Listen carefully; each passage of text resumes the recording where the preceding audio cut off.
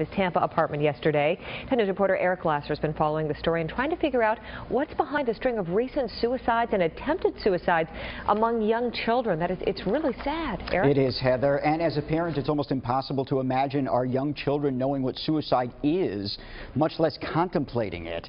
The latest figures show suicide rates among children ages 10 to 14 are very low, but experts say it does happen. And when it does, often with no warning. He was a baby.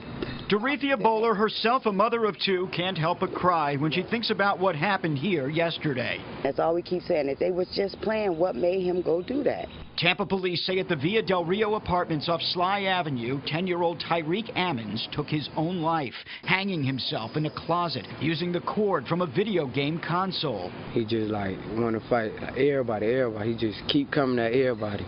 Ricky Parks, a neighbor who'd seen Tyreek just an hour before, says the 10-year-old had been outside play fighting with the older kids, including Tyreek's 13-year-old brother. He'll act like he a big boy and try to play back, but he just can't handle all the big boy pressure. When Tyreek got hit hard, Ricky says the 10-year-old got upset to the point they called Tyreek's mom over. She sent Tyreek to his room and about an hour later made the horrible discovery.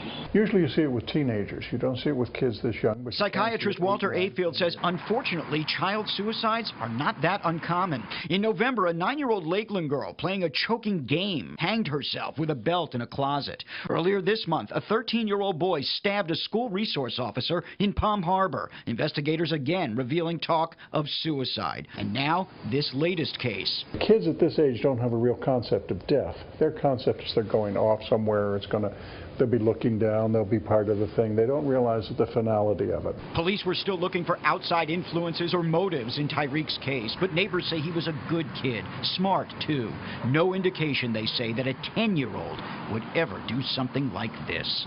What makes a child do that? Why?